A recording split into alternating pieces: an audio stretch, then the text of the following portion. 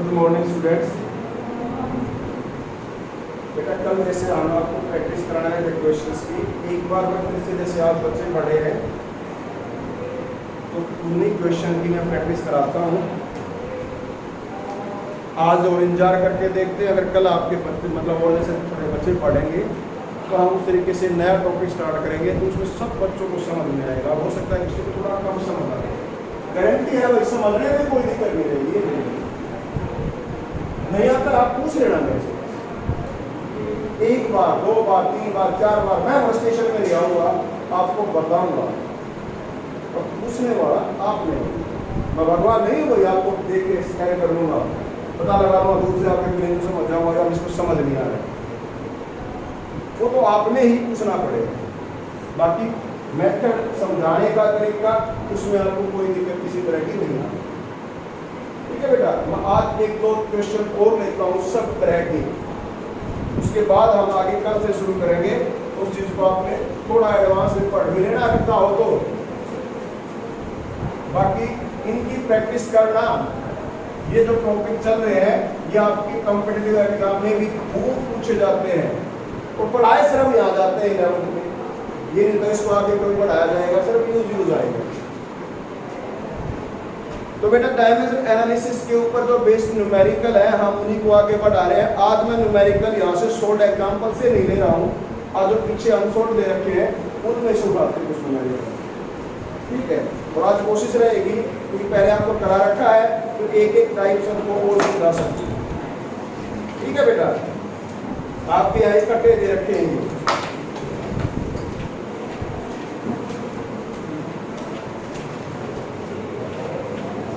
आपके इसमें दे रखे प्रोलॉग और प्रैक्टिस के नाम से। पेज नंबर जो है नई बुक नहीं होता है, तो नई बुक के अंदर जो है वो दे रखा है 85 पेज पे। अगर किसी के पास नई बुक है पार्ट 1 उसमें 85 पेज पे दे रखा है। पहले हम कन्वर्जन ऑफ यूनिट लेते हैं। कन्वर्जन ऑफ यूनिट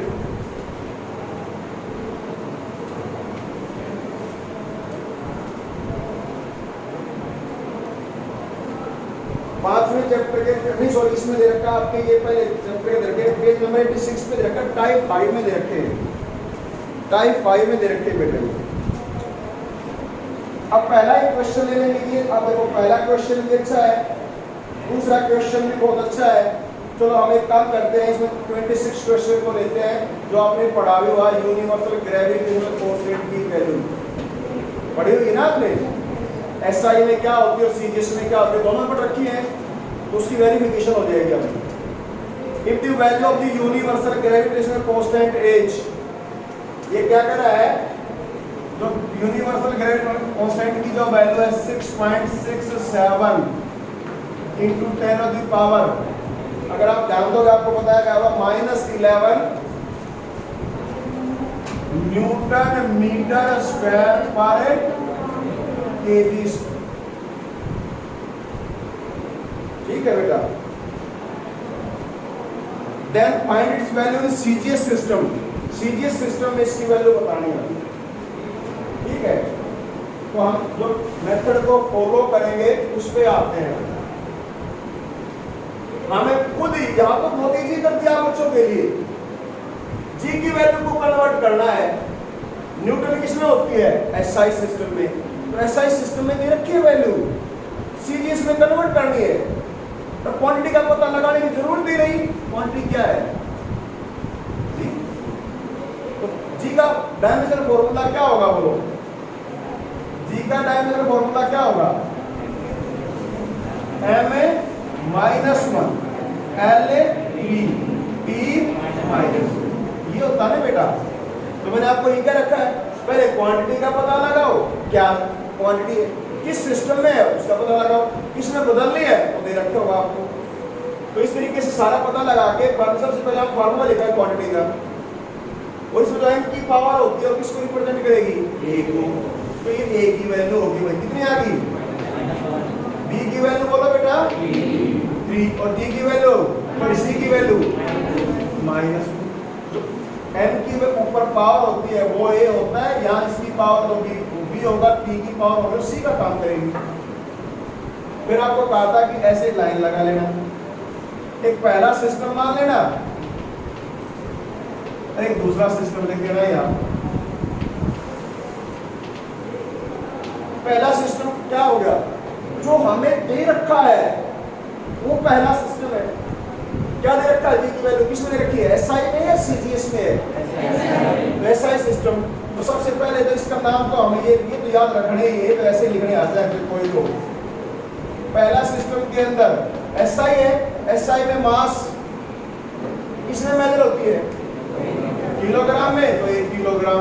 लेंथ किसमें मेजर होती है, मीटर, तो 1 मीटर। टाइम किसमें होता है, 1 सेकंड। और कितनी बदल ली हमें जी की वैल्यू, ये वैल्यू है भाई, ये n1 की वैल्यू ये होगी 6.67 इंटू 10⁻⁻11। ठीक है। दूसरे सिस्टम में आते हैं M2 L2 P2, और N2 को निकालना है, कैलकुलेट करना है। कौन से सिस्टम में कन्वर्ट करने के लिए बोल रहे हैं बेटा, ये सीजीएस में मास को किस में मेजर करेंगे, ग्राम। लेंथ को किस में मेजर करेंगे, सेंटीमीटर। टाइम को किस में मेजर करेंगे, सेकंड। ठीक है। अब एक फार्मूला होता है N2 is equal to N1 M1 by M2 की power A, L1 by L2 की power B, T1 by T2 की पावर C। सबकी वैल्यू पता आपको, याद रखो 6.67 इंटू 10⁻⁻11। हाँ भाई, मास M1 कितना है, 1 किलोग्राम।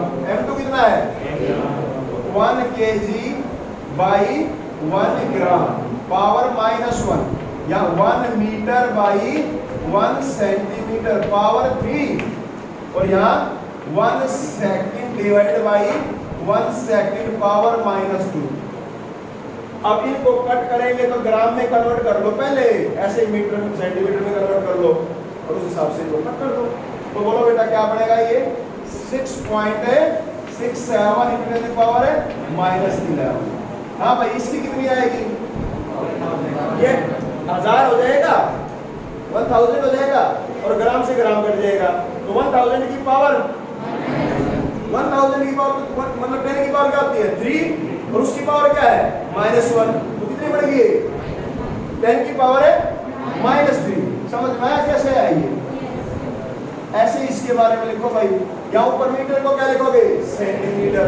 कितनी होगी, 100, उसकी पावर कितनी बड़ी है, 3, तो 2 पावर यहाँ है, ऊपर 3 होगी, कितनी बढ़ेगी, मल्टीप्लाई होगी, कितनी बढ़ जाएगी, 10 की पावर है 6, और यहाँ 1 सेकंड है, तो 1 ही आएगा।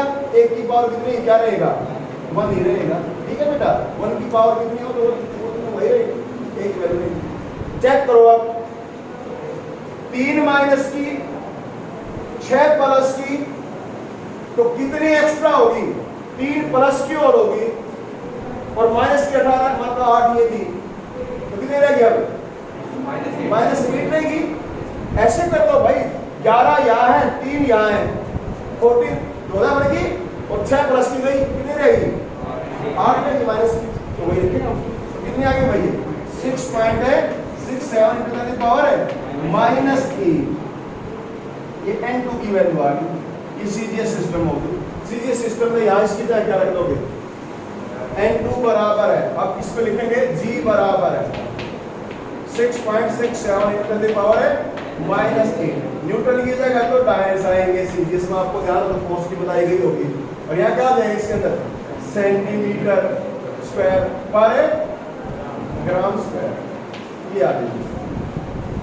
या सीजीएस के अंदर इसकी वैल्यू क्लियर है बेटा। स्टेप्स फॉलो करने हैं, ठीक है, चांस ही नहीं। स्टेप्स को फॉलो करोगे तो कोई गलती नहीं होगी, कभी किसी भी तरह की गलती नहीं होगी। मैं आपको बोल रहा हूं, पहला काम क्या है, देखो आपको दे क्या रखा है, क्वांटिटी कौन सी है, क्वांटिटी का पता लगे उसका फार्मूला लिख दो। m की पावर a को बता देगी, l की पावर b को बता देगी, t की पावर c को बता देगी, फिर ऐसे लाइन लगा दो। किस सिस्टम में दे रखा है, सीजीएस एसआई जो भी होगा पता लग जाएगा आपको यूनिट को देख के। इसमें निकालना है वो आपको दे ही रखा होगा, तो बताएगा सीरीज में निकाल दो या कोई नया सिस्टम बताएगा। था नहीं तो स्टार सिस्टम कराया था आपको, उसमें दे रखा होगा, मास को किसी मेजर करेंगे। ये फॉर्मूला सब कोई हर क्वेश्चन में लिखना है, बिल्कुल भी लालच नहीं करना, हर क्वेश्चन में इस फॉर्मूले को लिखो, 10-12 बार लिख लोगे याद हो जाएगा, बाकी सब वैल्यू आपको पता है, वैल्यू पुट करते ही बस इनको जब कट करो तो एक जैसा सिस्टम ऑफ यूनिट बना लियो।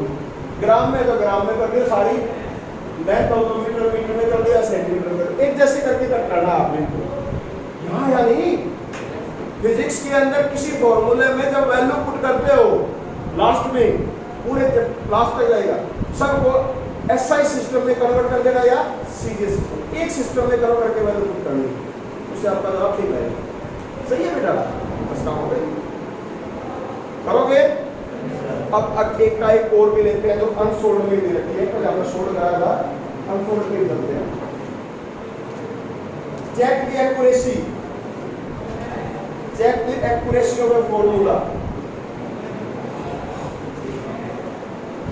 टाइप 2 में चेक द एक्यूरेसी में हम कैसे करेंगे, उसके लिए एक क्वेश्चन ले रहे हैं भाई। वैसे जिसमें दे रखे हैं क्वेश्चन नंबर 30 से स्टार्ट होके और क्वेश्चन नंबर 36 तक है।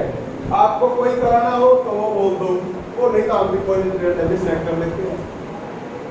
कराना किसी को कोई एक क्वेश्चन जो बहुत अच्छा है, 32 क्वेश्चन को लेते हैं और इसमें एक इक्वेशन दे रखी है v इज इक्वल टू, बात नहीं भाई, v इज इक्वल टू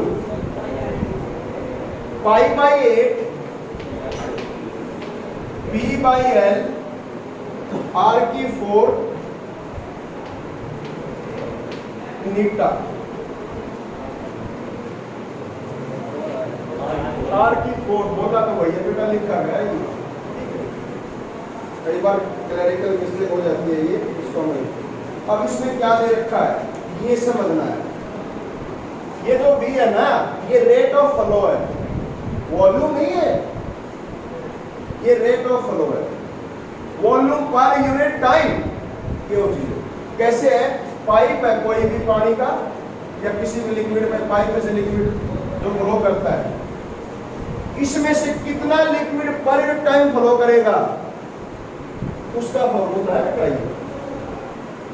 दो सिरे हो गए तो ये रेडियस होगी r, ठीक है, l लेंथ होगी पाइप की, वो आपके किताब में दे रखा, तो जब हम न्यूमेरिकल में देंगे तो जरूर बताएंगे, l किसको नोट करेंगे।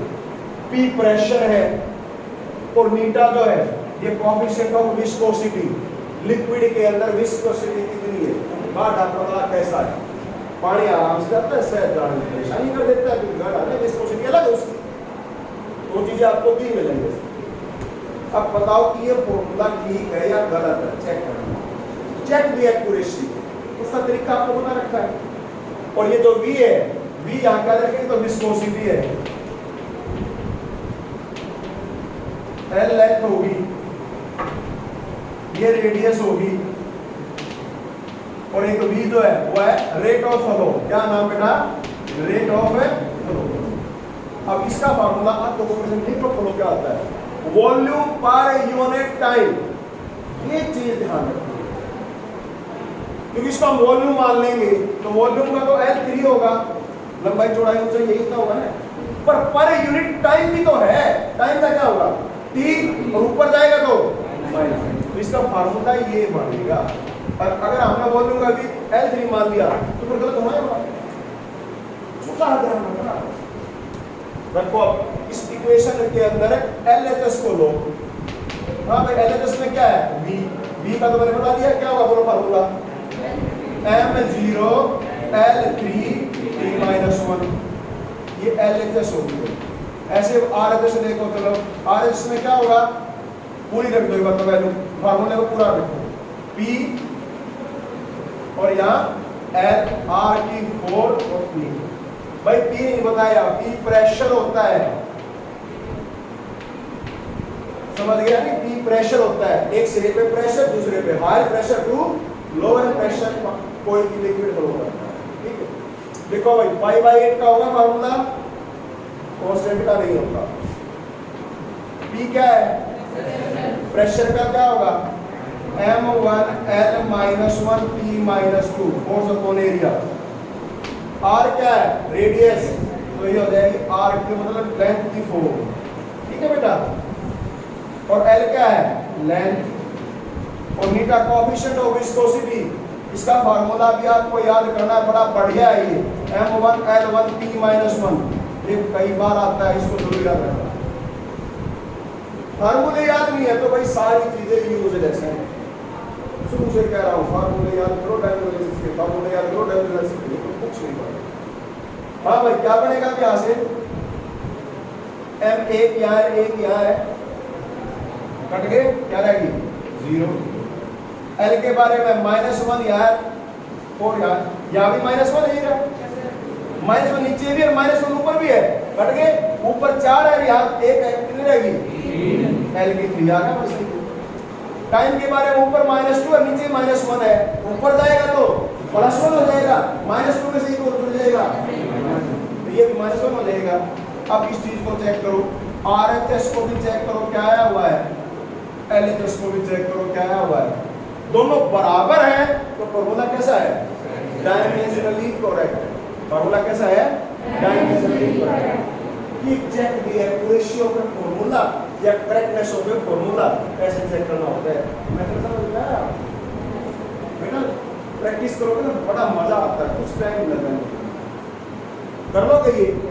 अब टाइप सी पे आए, तीसरे का आते हैं, क्योंकि पहले उन्होंने आराम से कराया तो टाइम लिया था, आज हम थोड़ा प्रैक्टिस करा रहे हैं आपको बस।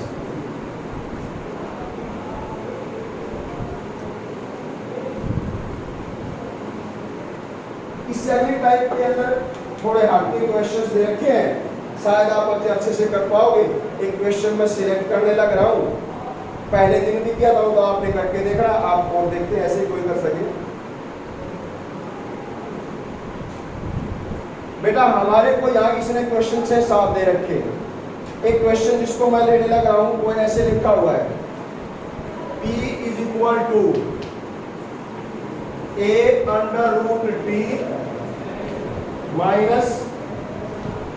- bx²। एक रिलेशन दे रखी है, हमने यहाँ a क्रॉस b निकालना है, a क्रॉस b की वैल्यू को कैलकुलेट करना है। a और b का क्रॉस करें मतलब दोनों को मल्टीप्लाई करेंगे तो क्या फार्मूला बनेगा? आगे बता रखा है इसने, p पावर है यहाँ, वेयर p पावर लिखा मिलेगा आपको, p टाइम और साथ में दे रखा x डिस्टेंस। अब आप बड़े आराम से बता सकते हो इनके। अब इसमें कौन सा कंसेप्ट लगेगा बेटा, किसी को ध्यान है? ऐसी क्वेश्चन में जो कंसेप्ट लगता है उसमें हम कहते हैं एक जैसी क्वांटिटी जोड़ी जाएंगी, एक जैसी क्वांटिटी घटाई जाएंगी। Like quantity are added, like quantity are subtracted. Mass में मास ही ऐड होगी, लेंथ में लेंथ ही ऐड होगी, टाइम में टाइम ही ऐड होगा, ये कंसेप्ट लगाना है। और सब्ट्रैक्शन भी वही होगा, मास में से मास ही घट सकती है, लेंथ में से लेंथ ही सब्ट्रैक्ट हो सकती है, और टाइम में से टाइम भी हम लगा सकते हैं, ठीक है। कोई भी ऐसा बंदा जो मास में से टाइम को घटा रहा है, मैं मानूंगा इस दुनिया का नहीं है, समझ रहे थे? पॉसिबल ही नहीं है। तो यहाँ कंसेप्ट कौन सा लगेगा? Like quantity are added, like quantity are subtracted. ये मास के लिए नहीं, फोर्स में फोर्स जुड़ती है, पावर में पावर जुड़ेगी, वेलोसिटी में वेलोसिटी जुड़ेगी, क्या घटेगी? समझ गए यानी? एक जैसे नेचर की क्वांटिटी को जोड़ेंगे, एक जैसे नेचर की क्वांटिटी को घटा सकते। अब कोई फोर्स 10 न्यूटन में 15 मीटर पर सेकंड जोड़ दो, पॉसिबल? एक वेलोसिटी और एक क्या है? फोर्स। समझ गए यानी जो मैं कह रहा हूं? तो ध्यान रखो। अब ये क्वांटिटी करेगी चीज तो फॉर्मूला तो ठीक है, और ये पी क्या है? इधर पावर, इधर पावर है तो इधर भी सारी क्या होगी? ये भी पावर है और अलग से ये भी पावर है, क्योंकि पावर में से पावर घटेगी तो ये अलग से पावर है और ये अलग से पावर है। समझ गए यानी? कि पावर बराबर पावर के ही होगी। और इधर क्या है, दो ड्रम है, एक ये होगी एक ये होगी, दोनों ड्रम अलग अलग पावर के बराबर होगी, तभी तो घटके पावर से आपका समझ नहीं है। तो ये लिख लेंगे, देखिए सेम नेचर क्वांटिटी आ रहा है एडेड, या लाइक क्वांटिटी आ रहा है एडेड, और लाइक क्वांटिटी आ रहा है subtract. By using this concept ये किसके बराबर होगा, at का अंडर रूट ये पावर के बराबर होगा, और ये यहां से bx स्क्वायर ये भी पावर के बराबर होगा, क्योंकि दोनों पावर में पावर घटे तो पावर बराबर है। ठीक है, मैथ मत सोचियो कैसे ये पावर मान ली, पावर में पावर घटा के 0 p बराबर 0 कैसे होगी, नहीं हो सकता, क्वांटिटी है। 100 मीटर में से 20 मीटर गया, 80 मीटर रह गया, और उसकी जगह क्या लिख सकते हैं, 100 मीटर का लेंथ, 20 भी क्या थी लेंथ, और बची भी क्या लेंथ, समझ गए नहीं, l माइनस l होते हुए l आएगी, तो क्वांटिटी को रिप्रेजेंट कर लेंगे भाई। यहां से a की वैल्यू निकाल लो, a क्या होगा p बाई रूट, और यहां से p पावर का फार्मूला बताओ क्या होता है, पावर वर्ग डन पर यूनिट टाइम, वर्ग का क्या होता है m1 l2 t माइनस 2, और टाइम से करेंगे तो अरे वर्ग डन पर पावर w बाई t, एक t और आ जाएगी ना, तो एक एक्स्ट्रा t होगी -3 हो गया। ठीक है, और नीचे क्या होगा t की पावर हाफ, तो इसको t कैपिटल करके टाइम का हाफ, ऊपर जाके कितनी हो जाएगी माइनस की और चली गई 3 पहले थी, आधी और आगे माइनस की कितनी होगी 3.5 होगी। स्टूडेंट में क्या लिखे उसको 7/2 ऐसे लिख सकते हो, कोई दिक्कत नहीं। तो a बराबर क्या होगा m1 l2 t की पावर -7/2 ऐसे लिखा मिलेगा। और ये ज्यादा उसके अंदर जाओगे ना मैथ में, अब अपने हिंदी को पढ़ी इंग्लिश करो ना, 3 में से आधी और जुड़ गई 3.5 हो गए, 3.5 पे क्या लिखते हम 7/2 माइनस का लिखते ये रे भाई, ऐसे इसमें लिखो यार। b किसके बराबर आ गई पावर का m1 l2 t minus 3 divided by x, नीचे आ जाएगा x क्या है डिस्टेंस किसमें लिखते हैं l में, तो l का l स्क्वायर हो जाएगा, l स्क्वायर कट गया। b किसके बराबर का बोलो बेटा m1 t माइनस 3, ये b का होगा। हमें निकालना क्या है a क्रॉस b, a और b की गुणा करनी है हमने, करो भाई, एक यहाँ है, कितना हो गया, तो a क्रॉस b किसके बराबर आ गया बोलो, m की तो 2 होगी और l की भी वहां है, यहाँ है, l की भी 2 होगी, और यहाँ इसमें कितना होगा भैया, मल्टीप्लाई करेंगे नहीं, ये भी तो माइनस की है, मल्टीप्लाई करते कितना बढ़ जाएगा बोलो, प्लस का हो जाएगा ना। हाँ तो इसको देख ऐसे सीधा ऐसे कर सकते, कोई दिक्कत नहीं। ये कितना है 3.5 और ये कितना है 3, जुड़ेंगी, मल्टीप्लाई करने में प्लस का नहीं होगा, ये माइनस की होगी। जब बेस बराबर होता है तो पावर ऐड होती है, मल्टीप्लाई मत करियो। अब गुणा करने लग रहा है कोई इसको मल्टीप्लाई कर दो, 3 कर दो, नहीं है 3.5 और 3 6.5 क्या लिखेंगे -13/2, ये आ जाएगा इसके अंदर। ठीक है, एक बार मैं चेक कर लेता हूँ, आपका यही जवाब मेरा इसके अंदर कोई अलग नहीं आया। ठीक है, अगर हमने कंसेप्ट यूज किया है, हर चीज को ध्यान में रखा है, आपका आंसर बिल्कुल ठीक आएगा। फिर भी क्लास में लिखते हुए आपसे किसी में कोई मिस्टेक हो जाती है तो बेटा घबराना नहीं है, you are doing correct. Last में आके यहाँ इसमें आपने मान लो ऐसे तो माइनस 13/2 आया है, लेकिन यहाँ से गलती से कुछ और लिखा जाएगा तो ज्यादा घबराने की नहीं है, आप मार्क्स मुश्किल से कटेगा, नहीं तो बाकी सारा काम ठीक करेगा। एक की अलग वैल्यू ठीक निकाल रखी, बी की अलग ठीक निकाल रखी, मल्टीप्लाई करना जब ये ठीक निकाल लेती ये निकल सकती थी, वो दिमाग एकदम से कोई लिखने में गलती लगा, ठीक है, तो उसको बोलने नहीं लगे यार, समझ में आया नहीं। ठीक है, अब इसका लास्ट टाइम हो लेते हैं, डेरिवेशन का फॉर्मूला तो कल भी करा था, एक क्वेश्चन हो लेते हैं। अब डेरिवेशन ऑफ फॉर्मूले के अंदर क्या है बेटा, आपको बता रखा है किसी चीज का फॉर्मूला निकालना है, किन बातों पर डिपेंड करते हुआ मिलेगा, एटलीस्ट मतलब ज्यादा से ज्यादा 3 और बेटा 1 2 3 तीनों में से कोई हो सकता है। अब एक फॉर्मूला हम यहाँ एडजस्ट करने लग रहे हैं। इसमें मैं वो लेता हूँ जो आपको थोड़ा हटके लगे, वैसे तो सारे जैसे आ रहे हैं। 46 क्वेश्चन ले रहा हूँ मैं, पेज नंबर 87 पे। ये क्या कह रहा है? Frequency Neeta of A tuning fork. Tuning fork देखिए आपने, ट्यूनिंग फोर्क कैसी होती है? इस शेप की होती है भाई, ऐसे करके, और एक ऐसे होती है, एक मेटल की बनी होती है। तक सिखाते हैं हम ऐसे, इसको यहाँ से पकड़ने के लिए हैंडल होता है, और ये यूं से कैसे करके ऐसे पैड पे लगाएंगे तो ये वाइब्रेट करेगी, और वाइब्रेशन वैसे हिलेगी, उसकी फ्रीक्वेंसी जनरेट होगी। उसकी फ्रीक्वेंसी की बात करने लग रही है।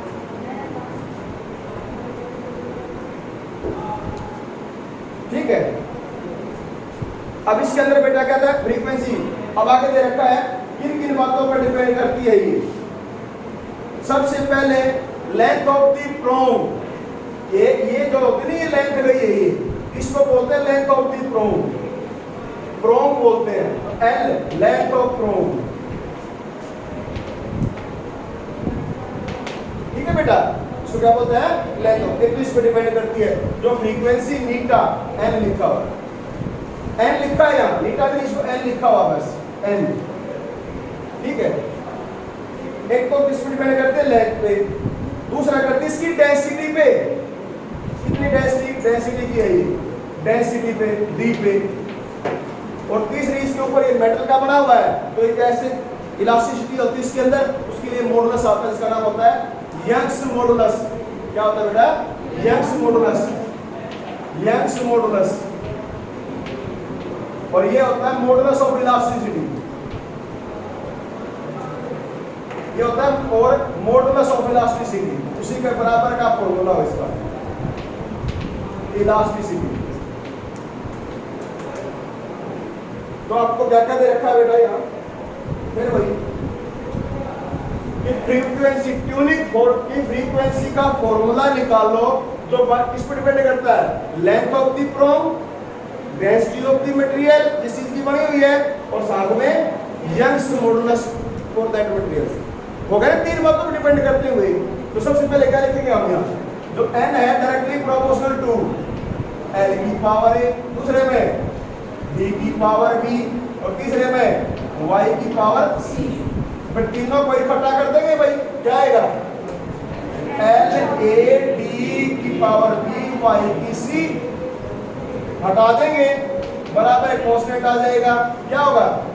L की A, D की B, Y की C, इक्वेशन 1। कल क्लियर है नहीं? यहाँ तक हमने क्या करना है? कुछ अलग नहीं करना, तो दे रखा वही लिखना है। किसका फॉर्मूला है ये? फ्रीक्वेंसी। क्या होता है? टाइम पीरियड का उल्टा होती है, तो ये क्या लिखेंगे इसको? m0 l0 t-1। k का होगा नहीं, l को किसे लिखेंगे? लेंथ ऑफ द प्रोब है, तो l हो जाएगा। डेंसिटी, मास पर यूनिट वॉल्यूम, ये होगा भाई डेंसिटी का। और यंग्स मॉडुलस का कल भी बताया था मैंने आपको, मॉडुलस ऑफ इलास्टिसिटी प्रेशर के बराबर m1 l1 p-2 c। हाँ भाई, या m की पावर 0, l की 0, t की -1। अब यहाँ m की करो इकट्ठी, यहाँ b है, यहाँ क्या है? c। कितनी आ गई? b + c। l की इकट्ठी करो, l की a है, यहाँ -b है, यहाँ क्या है? -c। तो क्या आएगा? a - 3b - c, और t की पावर ये यही रहेगी बस, क्या है? -2c। समझ गए या नहीं? बेस एक्स जैसे हो तो पावर जुड़ जाएगी। अब m की पावर को बराबर रखो, क्या इक्वेशन बनी? बराबर है 0। l की पावर को बराबर रखो भाई 0 के बराबर, और यहाँ -2c बराबर है -1, तो c बराबर है 1/2, b बराबर है -1/2। समझ में आ गया? क्योंकि b बराबर क्या होगा? -c, और c कितना है? और यहाँ से a निकालोगे तो a बराबर क्या होगा? इनको दरले प्लस हो जाएंगे, 3b + c। क्या आएगा? 3 माइनस हाफ और प्लस हाफ। हाँ भाई कितना बच गया? ये 3/2 है, 1.5 बच गया। 1.5 घटा का है और जमा का 1 आधा, सर जमा का आधा, तो क्या बचा?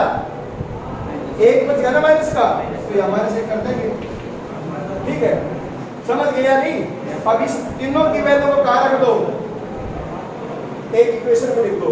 क्या पड़ेगी भाई? यहाँ से एक इक्वेशन बोलो, नीटा इज इक्वल मतलब n इज इक्वल टू के एल की पावर 1 माइनस 2।